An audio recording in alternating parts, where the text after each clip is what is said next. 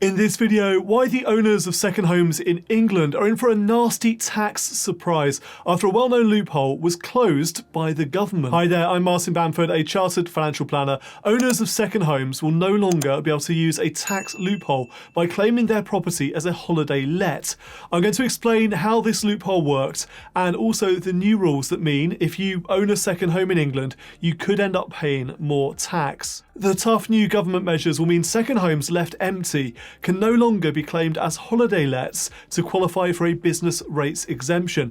By introducing this new legislation, the government wants owners of second homes to pay their fair share towards the cost of local services. Second home tax avoidance has become a particular problem in popular tourist destinations, places like Cornwall, Devon, the Lake District, Suffolk, West Sussex, even the Isles of Scilly. These are parts of the country where second home ownership rates have rocketed in recent years. 1 in every 42 properties in Devon, for example, is a second home, and that's more than double the national average. It's one of the highest rates in the country. Small business rates relief is available if the rateable value of a property is less than £15,000 and your business only uses one property.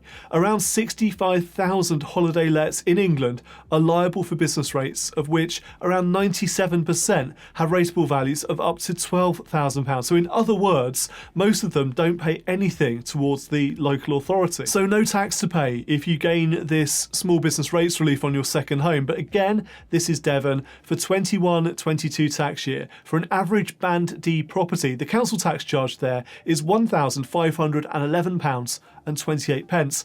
And that's what closing this tax loophole will address. It will take the charge levied by local authorities on second homes from £0 to £1,500 a year, or whatever the relevant rate of council tax is for your property. In some cases, second homeowners make this declaration that they plan to let their property, and then they leave the properties empty for much of the year, so they unfairly benefit from the tax break. Following a consultation, the government is changing the tax system for those properties, which means second homeowners must pay council tax if the property is not a genuine holiday let. New law is going to apply from April 2023. At that time, second homeowners must prove holiday lets are being rented out for a minimum of 70 days a year in order to qualify for small business rates relief, where otherwise they meet that criteria.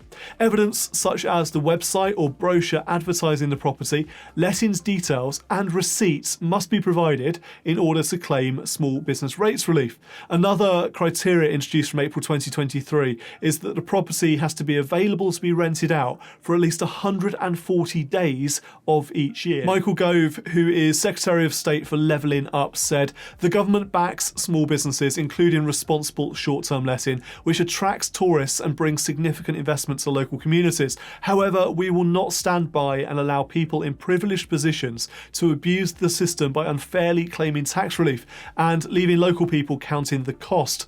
The action we're taking will create a fairer system, ensuring that second homeowners are contributing their share to the local services they benefit from." And Kurt Jansen, who is director of the Tourism Alliance, said, "Establishing these new operational thresholds for self-catering businesses is welcomed by the tourism industry, as it makes a very important distinction between commercial self-catering businesses that provide revenue and employment for local communities and holiday homes which lie vacant for most of the year.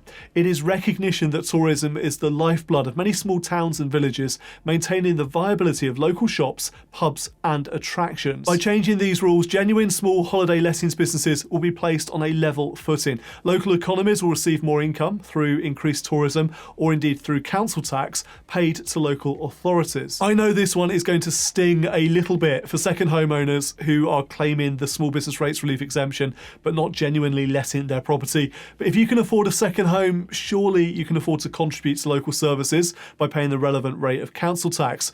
With second home ownership a growing challenge in some parts of the country, some of the most picturesque parts of the country, in particular making it harder for local people to get onto the property ladder, I'm all for this measure if it helps make the system fairer for local communities. What do you think? Will second homeowners simply find another way to avoid paying council tax? Let me know in the comments. I'd love to hear what you think about this one. one. Are you already part of our subscriber community here on YouTube? If you are, thank you for supporting these videos. If not, click on that little red subscribe button. Become part of our subscriber community today. It's completely free and you'll never miss an episode. Thank you for watching this video. Until next time, I'm Martin Bamford. And remember, when it comes to your money, the more you know, the faster it can grow.